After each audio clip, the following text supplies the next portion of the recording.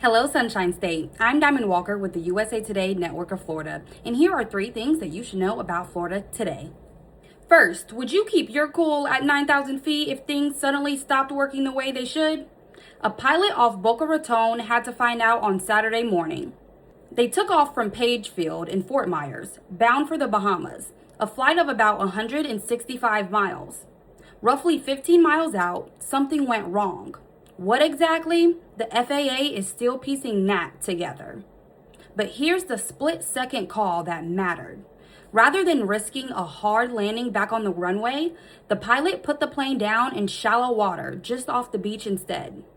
Boca Raton Ocean Rescue had them out of the water within minutes. No injuries.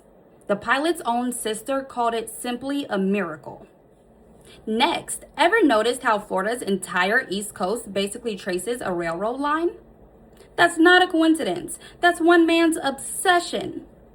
Henry Flagler came down to Florida in 1878, chasing better weather for his wife. And what he found instead was a coastline with almost no way to get around. So he bought a patchwork of mismatched little railroads, converted them into one standard track, and just kept building south.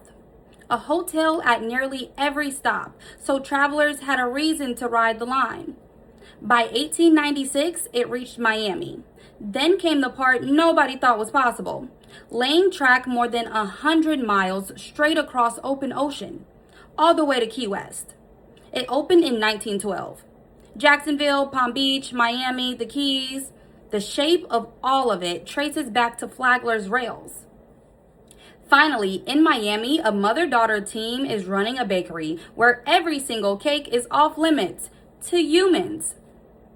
Rosabelle and Sydney Perez started Paukery Miami after Sydney's Shih Tzu needed a total diet overhaul for kidney trouble.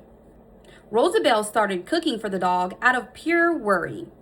Sydney started posting it online, and that was it. Orders took off. No sugar, no salt, nothing a vet would frown at.